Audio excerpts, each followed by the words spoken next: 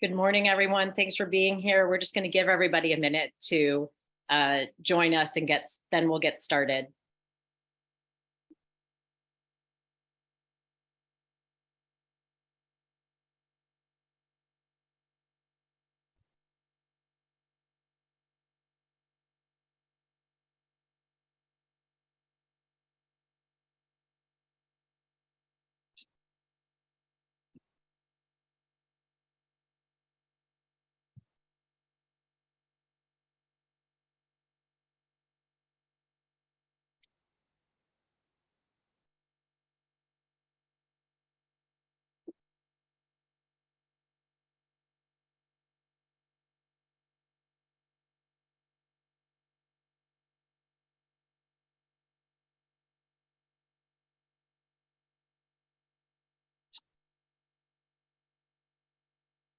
All right, we're going to get started here today. Welcome to today's webinar, the Apex Commission, Let's Keep It Real About Wellbeing in the Workplace. My name is Tanya Allman, and I'm part of the EIC team. Before we begin the session, I have some important housekeeping notes for you. This presentation is being recorded and will run approximately 1 hour, including the Q&A time at the end. It will also be available afterwards on the EIC YouTube channel. All attendees watching live today will receive CE credits, which will appear on your account approximately 1 week after the webinar. Attendees can listen to the webinar through their computers or by dialing in using the number and passcode provided in the Zoom software. We also welcome you to utilize the closed captioning function. Click on the CC button at the bottom of your screen and you will find the link to the live subtitles.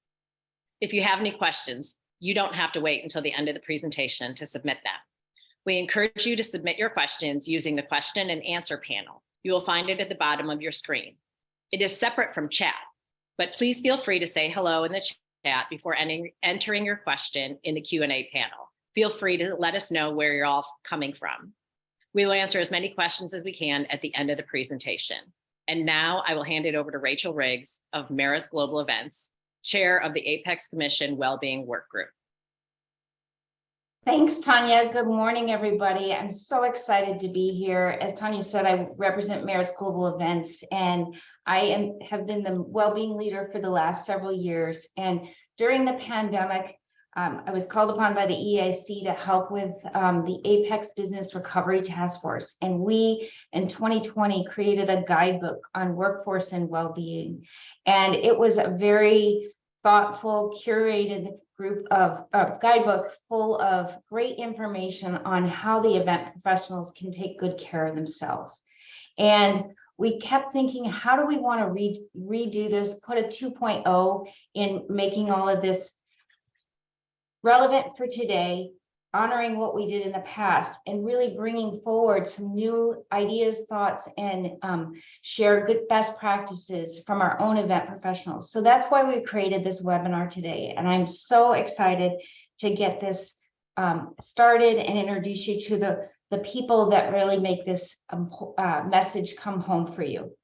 I want to say a couple of things. We really want to focus on our event professional and their own well-being, because it's like putting on a mask in an airplane. We all know those instructions: put your own mask on before helping others. And you visualize it, you can see it, we do it all the time. And so we really need to take care of ourselves as event professionals. And when we do that, we can show up better, we can create better experiences, and we can incorporate those types of practices and self-care in our event design. And when we show up with the event design and the guest well-being at the heart of the experience, everybody wins. So without further ado, I'd like to introduce our today's panel. And first, I'd like to introduce Stephanie Glancer, Senior Vice President, Chief Sales Officer for Marriott International. Hi, Stephanie. Welcome. Thank you. MGM Resorts, but yes, thank you. MGM Resorts, sorry. Thank you, I apologize. That's Penny Pena, Director of Meetings and Conferences of the American Mathematical Association. Hi, Penny. Hi. Carolyn Pun, Global Strategic Meeting Management and Digital Events for Cisco Systems. Hi, Carolyn, welcome. Dan Williams, VP of Sales for Experience Columbus. Hi, Dan. Good morning. Welcome. And last but not least, in all our ladies in pink, except for me and Tanya, Danielle Poza, the founder of Workplace Wellbeing Advisor, a consulting agency, and the vice chair of the Global Wellness Institute Workplace Wellbeing Initiative. Welcome, Danielle. Thank you. Good to be here.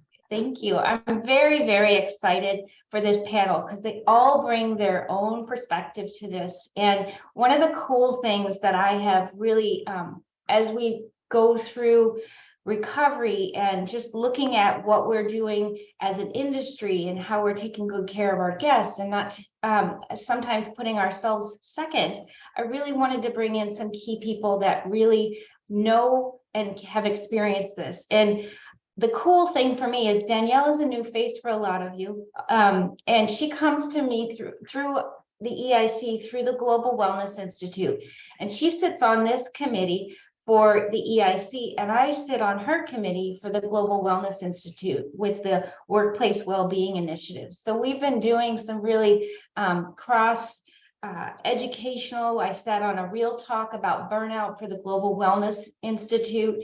And so she's here. We're very happy that all of these folks are here today to talk about what the well-being of the guest, the well-being of the event professionals should really, how you guys should look at it and what you should do. So without further ado, Stephanie, I'd love to pose to you. Let's talk about setting expectation and boundaries for your clients to protect your own well-being. Can you talk a little bit about what you have experienced and how you do that? Sure. Thank you. Good morning, everyone. I'm excited to be here and to talk. It's been a great learning to be with this group throughout the past few months, talking about such an important topic. And the word that I keep going back to is intentional. We as an industry, and actually many industries, but I think us specifically, have gotten to a place where technically, I think 24 hours a day has become somewhat of a norm. When you get an email late at night, when you have an issue that you think you have to deal with the first thing that you wake up in the morning.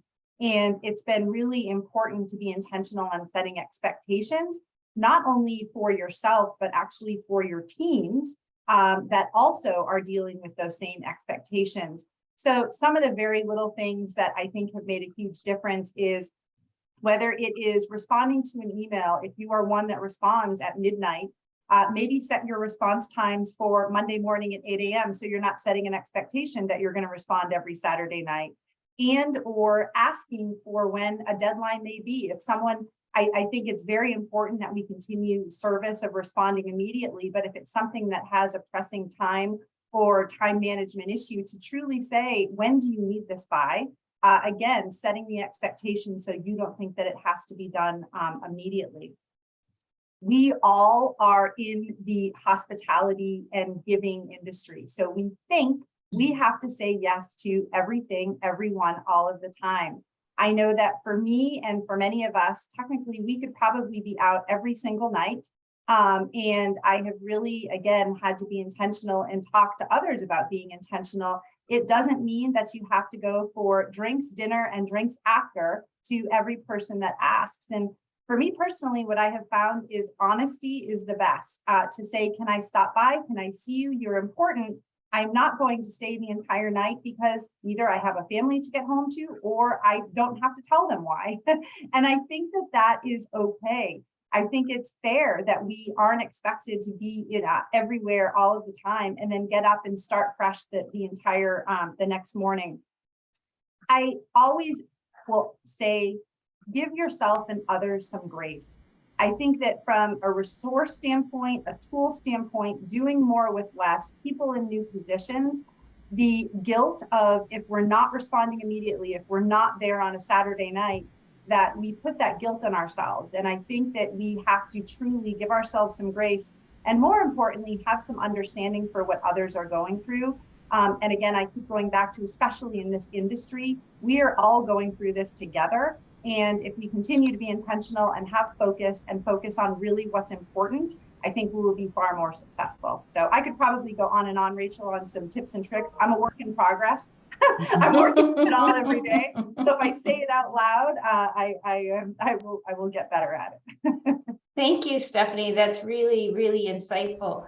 I do have one question for you. How do you profess that to your team? Do you show up? How do you've got a lot of people that you work with. Can you explain how you show up with your team on that note? Yeah, I think it's being intentional. I think that I, again, am working on things like not sending an email on a Friday evening or in the middle of the night, because that's when I'm working. I've actually started setting my email responses for different times just to show that the expectation. I'm also very clear to say this isn't something that requires an immediate response. Some little things that, I have done. We try to limit meetings on Fridays as an organization. I've actually blocked everyone's calendar for Focus Fridays on Friday afternoons. That doesn't mean that we would never, obviously, customer facing events that are in-house, but for those that can, to truly get done what they need to during that time. Is it catch up on email? Is it do the education class? Is it read something for the industry? But it goes back to, as a culture of leadership, you're absolutely right that if you're not living it, then it's really hard to profess that it's the right thing to do. Again, I'm a work in progress, and it's something that, especially after the past 3 years, that I'm really trying to be intentional about and not have guilt. That's the part, right? Exactly. Whether it is guilt away from the family, whether it's guilt of not working a 14-hour day instead of a 10-hour day, to not have that guilt and feel good about it. Great. And I love that. Go ahead, Tanya. Thank you. Actually, a question already from the audience. So you've definitely already hit some hot buttons here as we talk about setting boundaries, and we all travel, right? So when we're on site for events, do you have any tips for how you're setting boundaries, or any advice that your tools that, as you're a work in progress, that you're setting boundaries or giving permission perhaps to your team to set boundaries? Because I think, there's late nights and early mornings. If we're the event organizer, those things happen. The food, the drinking, all those things kind of go into our beautiful hospitality industry. Yeah, the only thing that I would say, and I know we're going to get to some topics about leaving an event just as great a feeling as you came to an event, which I think is an important topic. But for me personally, it's interesting that when you're in your office and you're at home, you have a calendar, right? You leave work and you either go to the gym or you go to a dinner or you go meet friends. But yet the expectation when we're traveling is that we're 24 hours a day, whatever we have to do. So for me, I actually try to keep my calendar, like, where am I blocking time? When am I going to run to the gym? When am I going to go take a walk? Maybe I'm in a city where I know someone and I'm going to go meet them. But again, back to the expectation that we are just working 24 hours a day because we're traveling. For those that travel, as many of us do a lot, it's just not fair to ourselves. And the burnout factor of being in it for the marathon, not the sprint, I think we're all feeling, whether it was okay 3 years ago or we've always done it. I think most are feeling that they really need to be intentional on spending that time for themselves now more than ever. Great. Thank you. Okay, now I'd like to turn it over to Penny and talk about what you need to do prior to an event so your entire organization can support your events team. Penny, can you talk about that, please? Yes, thank you, Rachel. We as meeting planners are often scrambling with last minute details before a meeting starts. We've submitted DEOs, we're confirming room setups, we are sending in orders for AV, Wi-Fi, electrical. We're doing last minute changes to websites, mobile apps, and even shipping everything that needs to be shipped.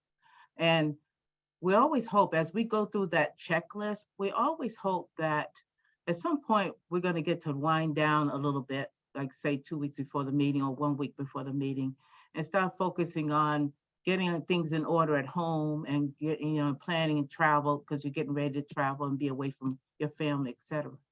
But it doesn't happen like that. In fact, it hardly ever happens like that. And one of the most stressful things that can happen at that time is when people in other departments come to you 2 weeks before the meeting with last minute requests. It could be for AV, it could be for food, it could be for, they want to add another event, or they want to schedule change to a program, whatever it is. And that can be extremely stressful because it seems like all of a sudden decide to focus on the fact that there's a meeting coming up where we've lived and breathed it for many, many months. So what can we do to avoid things like that? Well, we can't completely, but one thing that would help is communication, communication, communication. So people who are not meeting planners don't really fully understand the complexity of what we do. So why not educate them? Why not bring them into the planning process? So one thing that my suggestion is, one thing and I'm going to implement this year is, as we start to build the deadlines for a meeting, categorize the deadlines that require action from people from other departments, and then schedule at least 2 meetings with them. You know, it could be 2 to 3 months before a meeting starts, or whenever, and the last one should be the final one, like say within a week when all the deadlines are due. And in that first meeting, sit down and talk to them about the planning process. Tell them what needs to be done. Tell them what the deadlines are. Talk to the importance about adhering to those deadlines. Talk to them about what your expectations are. Find out what their expectations are. You know, ask as many questions as you can, because they really don't know. And then one of the really important things is talk to them about what happens when a request comes in after a deadline has passed. Because, for example, if someone comes to you 2 weeks before a meeting and say, I want to make a change to an AV set, well, there's a cost, that goes with that. And as we all know, if a change affects someone's budget, they pay attention. And then that last meeting should be almost like a pre-con with them, just like we do with the hotels and the centers and whatever. Go through those deadlines again and find out as many questions that they may have and address as many questions as you can. Will this eliminate all the last minute requests? Absolutely not. But what it will do 2 things. It will eliminate some of them, and it will also facilitate more support from your organization. And lastly, my suggestion is something that I follow and my staff follows, is that within those 2 weeks before a meeting, identify pockets of time where you can't be disturbed. It could be through your calendar, it could be through an away message on in your email. It won't eliminate all the interruptions, but it will eliminate some of those, as we all experience, those last minute constant interruptions when we're trying to get ready to go to the meeting. You know, I often look at great moments in my life as pockets of joy. And I'm calling this pockets of peace. And I'm saying to all the meeting planners, find your pockets of peace. I love that, Penny. That's amazing. Yeah. And you got to find those pockets of peace so that you can get your head ready for that event and get your head put on so that you're ready to show up and get it all done. And so I love pockets of peace. I think we're all going to have the Penny's pockets of peace. The 4 P's. Thank you so much. That's amazing. Yeah. Carolyn, I'd love to talk to you about finding balance when attending industry events. Can you shed some light on? Oh, Tanya, go ahead. Sorry. Sorry. I did put myself on mute because I thought my dog was going to make noise. Anyway, we do have a question for Penny, though. Okay, sure. They love the idea of the meeting. Do you have a large team working underneath you so you can be present and doing those meetings without it impacting other planning needs for the volume of events your organization runs? I have a staff of 8 people under me, and we don't outsource anything, and we handle everything. And what was the rest of the question? It's so that you can, without it impacting other planning needs for the volume of events that your organization runs. No, having a large staff under me with everyone that has their own expertise, specifically about the national meeting, the way my team is organized is everybody has it. We all interact and collaborate together, but everyone has their pieces: food and beverage, audio visual, registration and housing, all of that. And so no, it does not impact, and it works very well by everyone having their levels of expertise, but yet we all collaborate on everything. I hope that answers that question. Great, thank you. And Penny, do you go to your leadership and say, I want these pockets of peace for my staff? No, we just put No. them in, if I say we put it in there, we just put it in. I don't really have to go to leadership for that. That's awesome. Yeah. Sometimes people need that support from leadership saying you need to protect your staff at that time. So, I think that's great that you have that Well, ability. if you have a challenge with leadership, you need to have that conversation with leadership and Mhm. bring them into that planning process, Mhm. to Exactly. let them understand why this is so important. Yep. Yeah. That's great. Thank you, Penny. Mhm. All right, Carolyn, let's talk about industry events and finding balance at industry events because they're so fun yet so taxing. So let's hear from you on what your best practices are because I love them. Sure. You know, when you're on site and you're delivering events, you don't have the same kind of choices you have as when you're attending events and you're participating. And can I just say, if you suffer from FOMO like I do, when you're on site at major events like IMEX or convening leaders, the wellness struggle is real. Like I want to do everything because face it, our industry knows how to put on events and parties and really great things. And you add to that desire the wonderful and inspiring speakers that you all hear at different times. And yeah, I remember one woman said that she said, looking back over my career, if I could just change one thing, I would have said yes to more things. And then you have the other people that say you have to control your time, you have to just learn how to say no. And so then you're okay, now what do I do? You can't win. So it doesn't help that we're in an industry that puts on these amazing events and that we have colleagues and friends that sometimes those events are the only times we get to see them face to face. Thankfully, we're back to face to face. But we all know that our own wellness is about choices. And I love Stephanie's comment about just being honest, I just don't have the capacity to do, everything. But I found personally, just in making choices, that the way that I value activities are, whether they're life-giving or life-draining, like, is this going to add to my energy and just my well-being, or am I going to just be exhausted at the end? And, I've been around the industry for a while, and I remember I'm dating myself a little bit, but I remember being at an event and we were like comparing dance cards for the evening, like how many things did you get invited to and what are you going to go to? And it would be kind of like a challenge just to see how much party hopping we could do. I mean, I think in one event, I did 5 events in in one evening, which was, the equivalent of like 6:30 to midnight or something, 5 different places all over one city.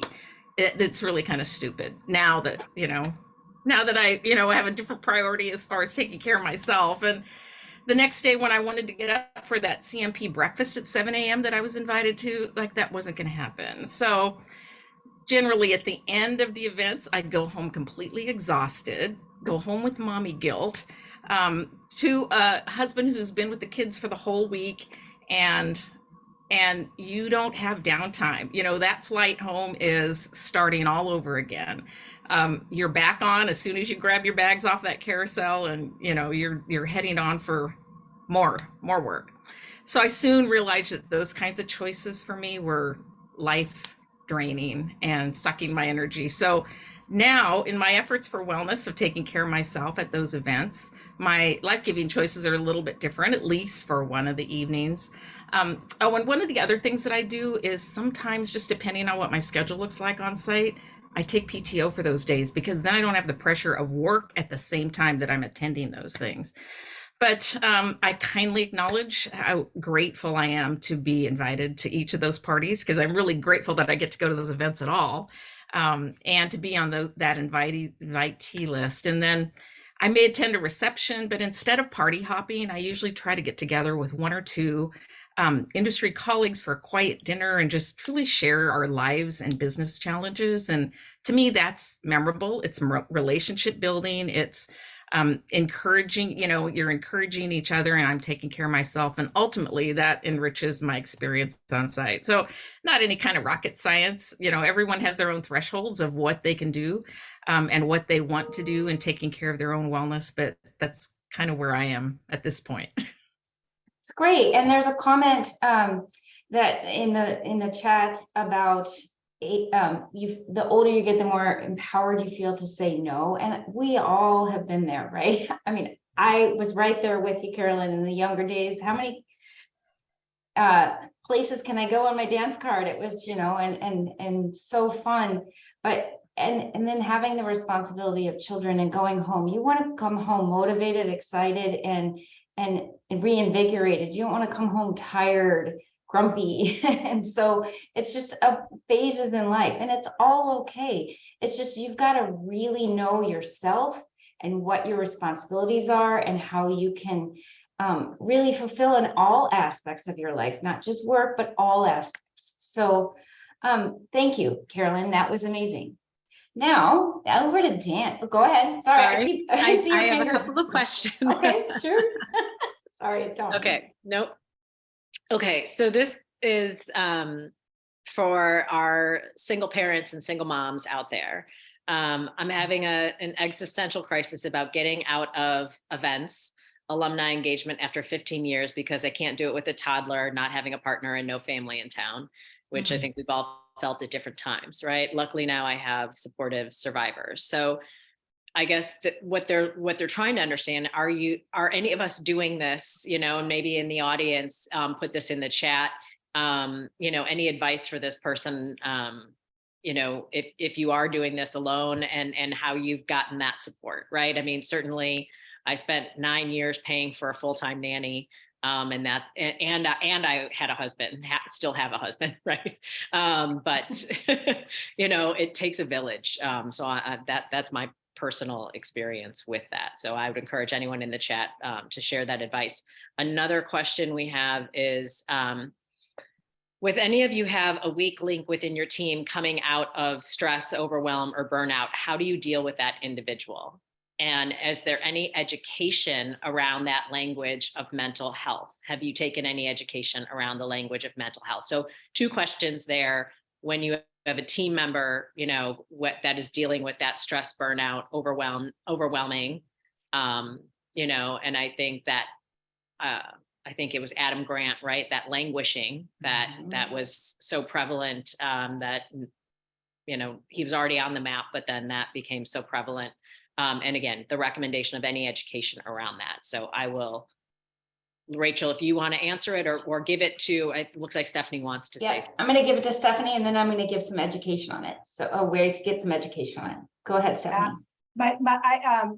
First of all, on the last question, I'm going to go back to the word about be intentional. And again, single mom or mom with partner, I block out time once a month that I go and volunteer at my son's school. I will not change it. I will not cancel it. It is my commitment to myself and to him. And again, as busy as I am, but you have to be intentional, and you can't say, oh, okay, I'm going to give it up this month because. And then back to the comment about, mental health and education. I think that we have to be sure to realize, and we all do, that we're people first and not team, employees, customer, suppliers. And the simple little things like when you start reviews, work, professional conversations, coaching, feedback, to truly just check in and ask people, how are they doing? And give the opportunity for people to talk, whether it's about their parents, whether it's about their dogs, whether it's about their life outside of work, but to truly just do a check-in, ask people how they're doing. And then again, move into the professional side of it, because I think now more than ever, we just have to be sure that we're checking in with our people and ourselves. Yes, thank you, Stephanie. And Danielle, if you want to say anything, Danielle and I have on the Global Wellness Institute, she created these real talks. And the first one we did was about burnout. And I was one of the guests, and several other industries, chief marketing officer for Unilever, one of the leads in Google's HR department. We all have these stories that we share in these real talks. Danielle, you want to talk about that? Well, sure, but I'll just comment on the last thing they said, and then I just saw it's so hard going last because I feel like everyone said all these things and I have all these thoughts. One of which that I'm in the wrong industry because it sounds like you guys are partying all the time, but no, it does sound like that's also with that comes with a lot of stress and burnout. But just to answer that one, I think about, the dealing with a team member, somebody who is struggling or stressed out. I do think that, and many of you have touched on this, that we have to be way more intentional about the types of meetings that we have with employees for different purposes. I have a document that I can share with the group that breaks down, I call them it's a well-being meeting guide. And it's broken down between what a check-in can sound like versus what I call a bonding, a annual bonding lunch, versus a well-being and performance discussion, which should happen twice a year. And I break it down that way because there's certain questions that go beyond just asking people how they're okay in a weekly meeting, where you want to dig deeper and ask the right questions in order to uncover what is at the source of their stress and their burnout, or are they clear about what the priorities are for that week or that month so that they feel more focused and more empowered and stuff. So I think that's definitely one of I think the biggest places for managers to start is to have some more structure and intentionality, to keep with the theme of being intentional around what those conversations sound like, so you can really uncover what's going on with people. Because if you don't start with the right questions, a lot of the time, you kind of ends up with more of the same. So I'm a big fan of just kind of the right questions of getting this. And the other challenge with burnout is that burnout and mental ill health are not the same thing. Burnout is a workplace related phenomenon that is caused by the nature of the job that can lead to people being mentally unwell. But then there's mental ill health, which deserves the attention of a professional and other resources. But sometimes we get those confused, and it's important as a manager to know, is this person struggling because there is some serious, work-related stress going on, and I have to take some responsibility for that and figure out how to solve this? Or is there something else going on at home? Maybe I have 2 toddlers at home, like I do, then that stress is coming into the workplace, and just, you don't need to fix that problem, but understand and be aware of what's going on with the employees from that standpoint. But so anyway, that was a really long answer to that one question. So now where do you want me to go with it? Well, we'll share your document on the questions asked. That would be great. And we'll also share the Global Wellness Institute's real talks on burnout. Yeah. I think that's really important for people to understand. That was your question. Sorry. I mean, just the whole thing about that, I won't go into it, but it's just really the idea of it is something that any organization can apply, which is just having real talk with your team and not being afraid of what's going to come up, and understand what does life really look like, when they go home.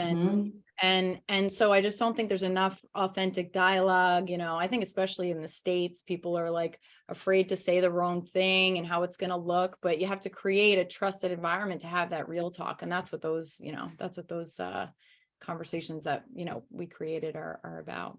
Yeah, great. Thank you. And this really brings us to Dan, and then we'll come back to Danielle on tips. Dan, you just hosted one of the industry's largest events. How are you feeling? And thank you. It was amazing.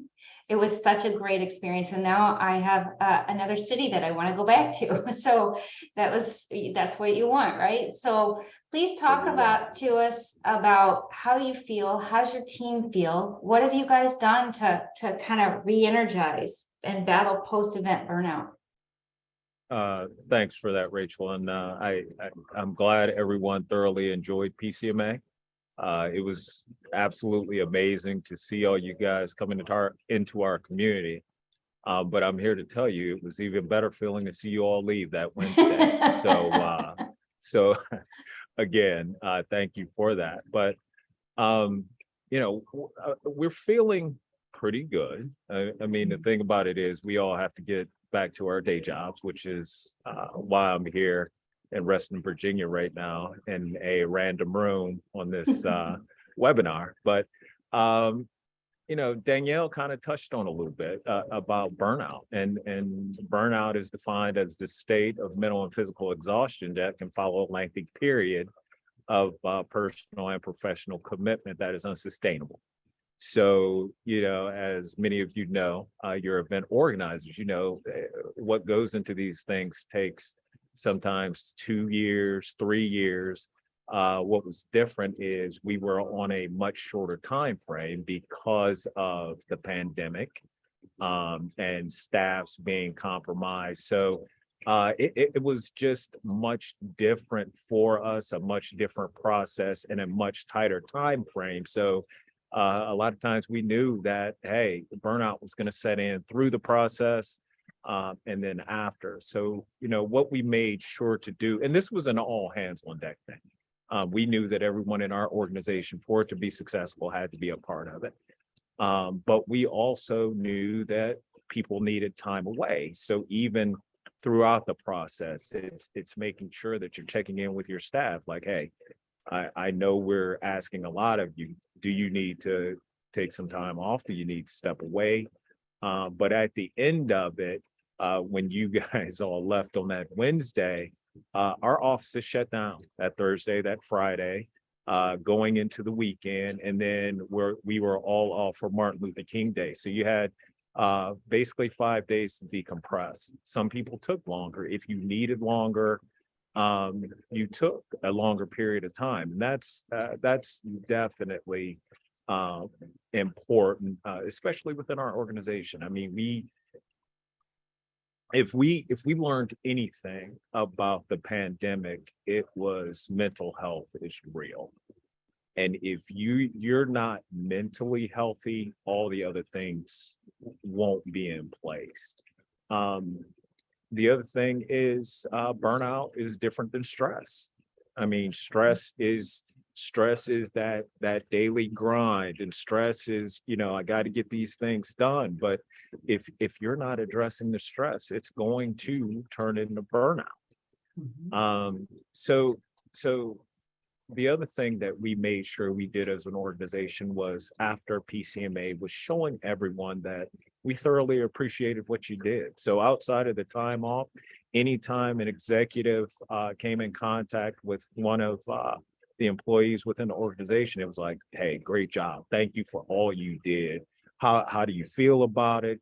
Getting an understanding from them, hey, do you need to step away some more? Because you did a lot, and sometimes they did, but always, as the other panelists said, making sure that you're checking in with your people. But then kind of, from a personal standpoint, and just kind of making sure that people have to take care of you.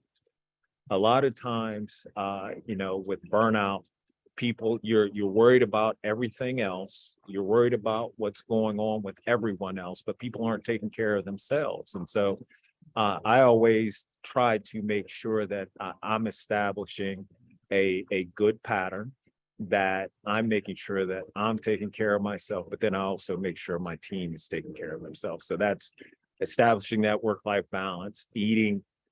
This is difficult. We all know this, but eating healthy and well-balanced meals, exercising regularly, getting plenty of sleep. A lot of people don't realize that getting those 7-8 hours, even if you're traveling, I mean, that's a natural weight loss.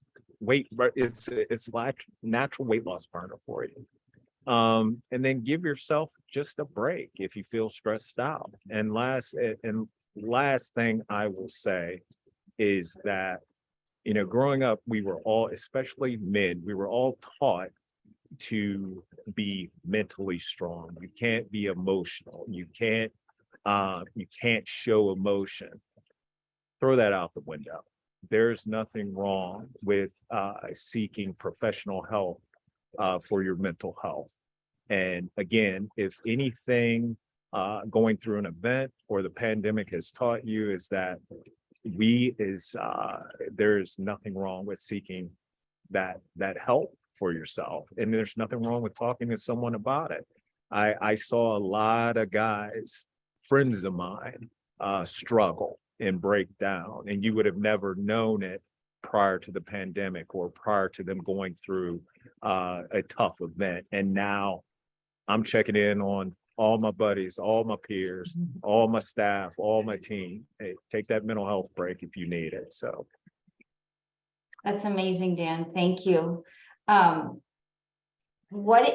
you personally, what is the one thing you prioritize when you travel or you attend a PCMA? Tanya knows me pretty well. And she knows, and I've seen her in the gym bright and early in the morning, but I don't miss a workout. To me, workout, that is my outlet. And I do it regardless of where I am. Workouts travel. So I spend 30 minutes or more. I'm an early riser anyway, but I spend 30 minutes or more in the gym everywhere I go every day. Or more. So that is what I do to that gets me going mentally, that gets me focused on the day. Yeah, I got to do it. That's great. And then you plan for it. And it's going back to what Stephanie said, is it's intention Yes. for you. And like Carolyn said, it's intentional for her to sit down and have a meal because she knows she needs to eat instead of and having a very delicious meal. And Penny, it's like you said, it's intentional for how you communicate with your team. And all of this is really, really important. And it brings us to Danielle. And Danielle, go ahead. Sorry, I keep doing that to you, Tanya. I'm gonna answer. I have one question, and we are gonna go to next. So I have one question, and then another question that's actually kind of geared towards Danielle. Sure. So that's more towards the workforce. So some of the participants, and I think this is also tied into some of the comments in the chat, is some people have had bosses that don't address any stress or burnout, that they're going through with their team. What are some suggestions? How do you deal with a boss or any leadership that is not supportive or ignores the subject of well-being, right? And this affects culture, right? This is not with, so as we look at this in the culture, and how can you give some advice to how your team members empower them, to give them some words to, raise these issues up? Because they don't always want to take PTO, right? To do the errands. And some people are taking mental health days. Some people have to take PTO to attend industry events, right? Not just because they don't want the stress of it, but some people are doing that because they don't have professional development dollars, right? So then they're already doing that just to have the time off. So what are some suggestions and words what we can give this audience? I would say that if you're going to say to someone that your messaging has to be aligned as leaders, right? And what I mean by that is if you're telling someone to take PTO or that they need time off, 2 minutes later, you can't say, but I need 10 things from you by Friday. Meaning setting the expectations on what is realistic, because I think that's the issue that so many are up against right now. Is everyone is so busy. We're all so busy in this industry, and where people are in new positions that they either started in the industry, moved hotels, got promoted. And so that on top of telling someone it's okay to take time off, but yet I need 14 projects by the end of the week done, that doesn't align in the messaging. So I think that when either your leader is telling you that something is due or has to be done, or gives you 14 other things, to be very fair to say, realistically, I can't, that is not possible for me to get it done on that timing. And I think if you have that relationship with your leader and can have that transparent conversation, you have to make sure that the two are aligned. Can I say something, Rachel? Please. Or Tanya? Hey, Stephanie's right on. And the other thing I'll say is and I want to preface this. I absolutely love the industry, what I do, and who I do it for. But if I left this earth, they would replace me within days. Use your voice. Make sure your voice is heard. Don't sit back, and that's even to the leadership. Like, us as leaders, we should be able to listen, understand, and get you the help needed. If you do not have a leader that does that, you may it may be better for you to look at another place of employment that will appreciate that for you. Absolutely. You've got to look inside and what's good for you. Right. And if they can't acknowledge that you need this or you need that, then that might not be the right match for you. But to your point, Dan, you have to use your voice. You can't expect them to read your mind, because that's a lot of things that happen in today's world. They want their mind to be read, and you've got to use your voice. Just Go to ahead, add Carolyn. a comment to that is whenever just what you just said, Dan, reminded me of the thought that what Dr. Phil always says, like, you teach people how to treat you. And so, I mean, it's kind of been addressed earlier in this, but not responding to the email, even if you're there and you're watching it come in, and not responding to it immediately. Okay, I'm not in a customer facing role, that type of thing, where like some of the sales folks on the team where they respond differently, but like we're on Teams all the time, but always being on, Johnny on the spot, or responding, at 8 o'clock at night or at midnight or early in the morning. And so it's like, when you set that expectation, then people expect it. And then when you don't, then they're disappointed. But if there's that behavior shift of, I know I'm going to get an answer from her when she's available and when it's back, it kind of turns the expectation around. And then you don't always feel like you're on the spot for, being there instantly for anybody that might want something. Absolutely. Danielle, I'd love to hear and get some tips and tricks on how to improve team well-being and influence the culture of well-being. I'd like to turn it over to you. Sure. Yeah. Well, tips and tricks versus the culture are like two different things. I usually err on the side of the more heavy initiatives and not tips and tricks, but I think you need both to make it all come to life. I did just want to quick comment on the PTO thing, because I see this in other industries where, like, especially when you have these points of like real, kind of just high periods of intensity and everything, where then people struggle to put their hand up and say, hey, I need a day. Just like, I love how Dan was describing how it's like part of the culture. Like everybody feels like they have that permission to really be out of the office. And it's almost like it's expected in advance.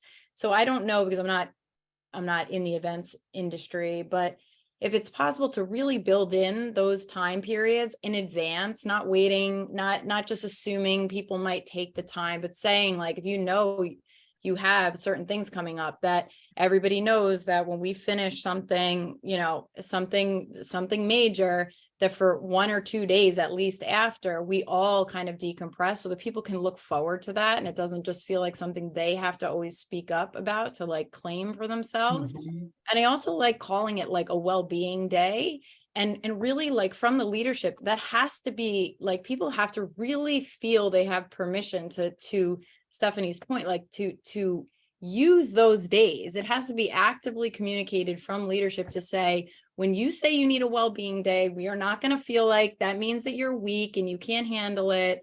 Like, you take those. And in fact, we want everybody to take at least 5 well-being days a year, just to kind of use, that's not like part of your typical PTO or whatever it is, but like, that's actively showing that you're committed to it, versus it being like, oh, it's out there, it's in some policy, it's in our handbook or whatever, but we secretly don't really want you to do it. That's how a lot of employees tend to feel. So, but anyway, back to your bigger question. So I think when it comes to workplace well-being, it's a top-down, bottom-up strategy, meaning that for it to really become part of the culture of the organization, there has to be things that are happening at the organizational level, and a real strategy that organizations are putting in place to say, we know that the well-being of our people is super important. So we've invested time in thinking about, over the next 5 years, how are we improving the well-being of our people? And there are several things that go into that. And then at the same time, things need to have, from the bottom up perspective, things need to happen to kind of kick things into gear right away. So you're not just waiting for kind of corporate to start making changes. So I think at the more grassroots and the tips and tricks level, there's, you can break these things down between what you're doing as an individual or as an employee to manage your own self and your well-being. Then there's the role of the manager and setting the example for their team, because we all know that there's a culture on every single team within an organization. And then there's the organization-wide, kind of strategy. At the organizational level, I always say it's like there's three major components of any, kind of workplace well-being strategy. But first is that you have a strategy and you take time to think about it. But then underneath that, the three are one, to measure well-being. So when you start to measure well-being properly and you understand what well-being looks like in all the pockets of your organization, why team X has high well-being and team Z is really struggling, and really understanding what that looks like, you become way more interested and committed to the topic. If you're not measuring it, it's just like becomes the self-care thing, and is just not being taken seriously. So measuring it is one. Second is aligning leadership. That, nothing's worse to an employee when you say that you're committed to well-being and you're not seeing the examples on the leadership level. So leadership actually needs to go through like a training of some sort to understand what does it look like when we're practicing it, when we are communicating in a way that shows employees that we care about well-being. Stephanie mentioned something just about the little words you're using in emails, which are like the micro communications that send a certain message to employees, right? Because if you're like, oh, I care about you, but you're sending an email because you want something done on a Friday, late Friday afternoon, that's a micro communication that is not in alignment with being committed to the well-being of the employees. So aligned leadership is the second one. And then the third is training managers. Managers are some of the most, burned out people in the world. Probably put them in the events industry, and then it's like a whole other level, right? But they need people training, not just training on, the skills to do their job, but they need to learn. They need to feel more equipped to and feel that they have the space to actually go to lunch with their employees and have those conversations without it just being about them being workhorses. But a lot of managers they're not trained in the people skills and stuff. And that is such a huge, they are the glue to well-being coming to life in an organization. So investing in managers and their people training is the third one. And so these are more at the organizational level. At the more granular in terms of, individual and the quick fixes, I do think the quick fixes often do come down to those conversations that managers are having with their team as one of them. As an individual, I think the first thing is, this kind of been said by everybody, I think, on this panel, is that we really, I think, just do have to start with the fundamental belief and understanding that life is short.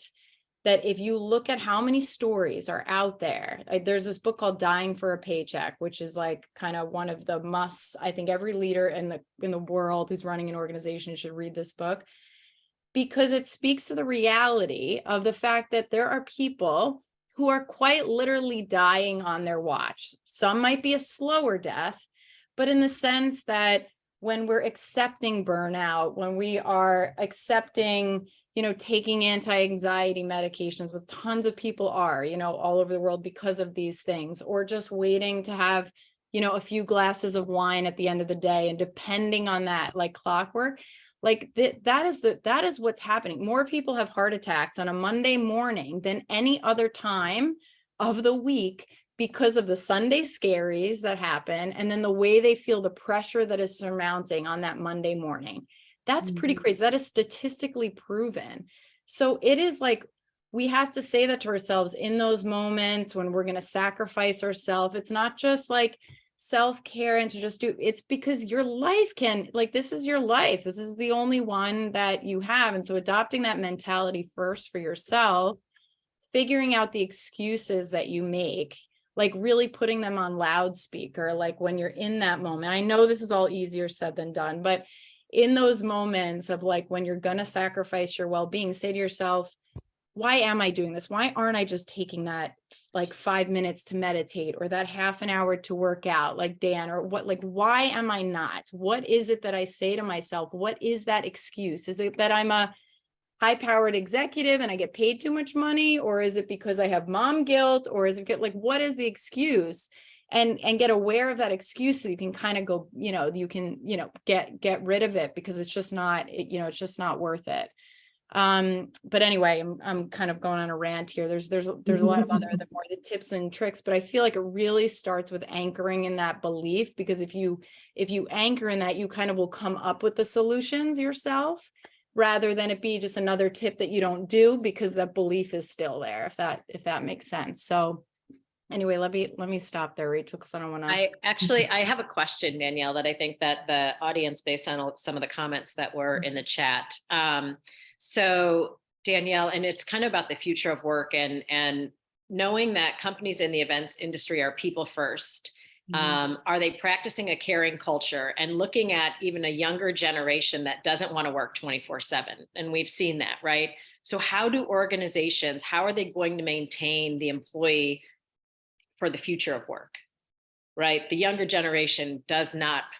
By doing everything that we've said on this, right? Yeah, Well, I mean, seriously, it's like, I think it's an evolution in humanity, in the sense that, yes, I do feel like, especially the younger generation, X, Z, Y, whatever, it's all the way, like, yeah, I do think that there's an aspect of kind of like this feeling that there's got to be the instant gratification. And sometimes I think that gets out of control. But on the bright end of their belief system is that we are kind of forcing workplaces to take a deeper interest in people. And I think that is okay. And this, it sounds like there is a need of a bit of a revolution within this industry to really, I mean, I said at the beginning, we were all just talking at the beginning, as a mom of toddlers, I can't even imagine us being a single mom in any industry, let alone this one. Like, I generally don't think, I could do that. And that's not okay. We can't not allow someone who might be super passionate about this industry to not engage in it because they're not willing to sacrifice, their family. So I think there is a genuine, rethinking and reorientation maybe that needs to happen. I'm sorry. Go ahead, Stephanie, I was please. just going to say, when you said about, the whole team and what we can do, I went to a women in leadership event a few years ago. There may be people on the phone that were at this, and I came back, and I have to say that I still do this every Wednesday in pre-shift. We have pre-shifts, team updates with the team. And I actually, after team update, make everyone close their eyes, and I lead through breathing exercises. And we do it for two reasons. One is to show that we're a team in unison breathing. So counting into 3, hold it, and then breathing out. And this again takes 30 seconds. And then we talk about lower your shoulders and let it go. And let's start the day with a smile on your face. And when I started this a few years ago, people were like, she's lost it. Like, what are we doing? And I have to say that people actually came to me and said, this is so great. Like, it's making me realize that it's okay to stop and take a deep breath. So literally, we did it yesterday with the team. So if you're in the office, just a little, again, tip that it's okay to take a deep breath, meditate, and be a team doing it all together. Yeah, totally. Thank you, Stephanie. There's one practice that I love. It's called the 4-7-8 exercise, where you breathe in for 4, hold it for 7, and let it out for 8. Do that 5 times and your heart rate comes down. Leading that in a team, like what you just talked about, is a great way to teach people, but it also is a very good bonding experience. So amen to that. So thank you very much. We are 2 minutes left, I think 1 minute left. Tanya, do you have any last minute questions? I think this has been an amazing conversation. I'm super motivated and grateful for all of you and your time. And I have some wrap up notes, but Tanya, do we have any more last minute questions? I think that one of the questions, whoever wants to answer, one of the things is, what are your tips for managing jet lag, especially from international flights? Carolyn, you're smiling. I think I'm gonna punt it over to you. I'm smiling because I'm hoping that somebody gives me some really good advice. Going that way, going like to the East or to Europe isn't as hard as coming back. Mm-hmm. And, like, cause you're a little hyped up and you're ready to go. But then when you're coming back, you're like, okay, I have to catch up because I have to get back to my real life, regular life. And so, like, not being awake at 3 a.m. is tough. I will say, One of my tips is I put electrolytes in my water.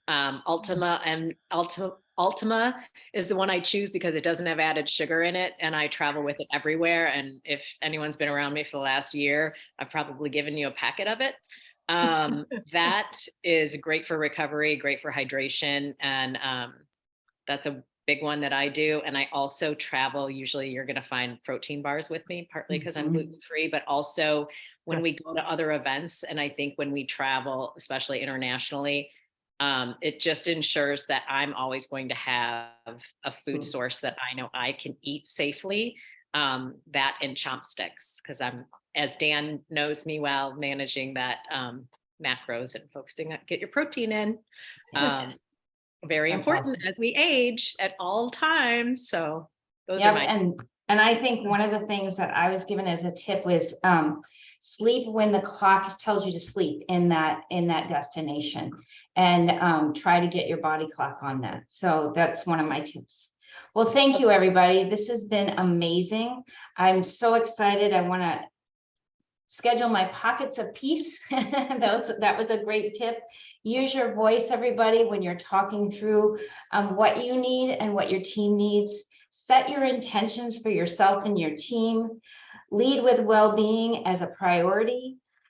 Really look at the strategy within your organization. We as event professionals really have a voice to share within the leadership, and use it, because what you do for the organization is really, really important, and really has impact on the whole culture of the company. So use your voice.